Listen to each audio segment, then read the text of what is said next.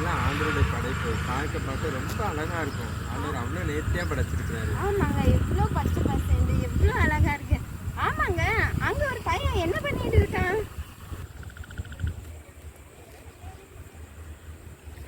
அது அவன்கிட்டே கேட்டுக்கலாம்ப்பா. சரிங்க. தம்பி என்ன பண்றடா? நாளைக்கு களை பறிக்க வர தண்ணி பாய்ச்சி. களை பறிக்க போறாங்களா? சரிடா, சரி, நீ தண்ணி பாய். ஆமாங்க, இந்த களை பறிக்கிறதுனா என்ன? களை பறிக்கிறதுனா நீ இப்ப பார்க்கும்போது மேல வளர்ந்துருக்கிற நெற்பயிர் தெரியுதா? ஆனா அதுக்குள்ள நீ பார்த்தீங்கன்னா அநேக களைகள் என்ன பண்ணியிருக்கோம், வளர்ந்து கொண்டு இருக்கும். அதை வந்து நாளைக்கு வேலை செய்யறவங்க அதை எடுத்து போட்டுருவாங்க.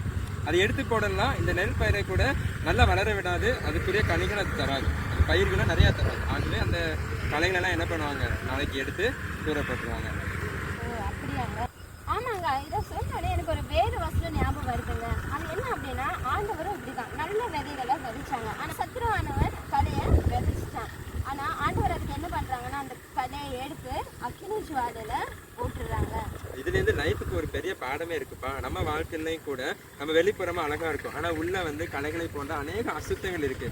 அதை நம்ம விட்டு நம்ம எடுத்து போடலாம். நம்முடைய வாழ்க்கை எங்கே தான் போகும், அக்கினிக்கு தான். ஆகவே நம்மகிட்ட இருக்கிற தீய எண்ணங்கள், தீய குணங்கள் எல்லாம் வச்சு நம்ம மாற்றி உண்மையான ஒரு பயிரை போல நம்ம இருக்கணும். அப்படி இருக்கும்போது கர்த்தர் நம்மளை ஆசீர்வதிப்பார். இதே போலதாங்க உங்ககிட்ட இருக்க கலைகளையும் நீங்க எடுத்து போடுங்க. யாருக்குமே தெரியாத நீங்க நினைக்கலாம், ஆனா ஆண்டவருக்கு தெரியும். சிந்தியுங்கள், உங்ககிட்ட இருக்க கலையை எடுத்து போடுங்க. God bless you all.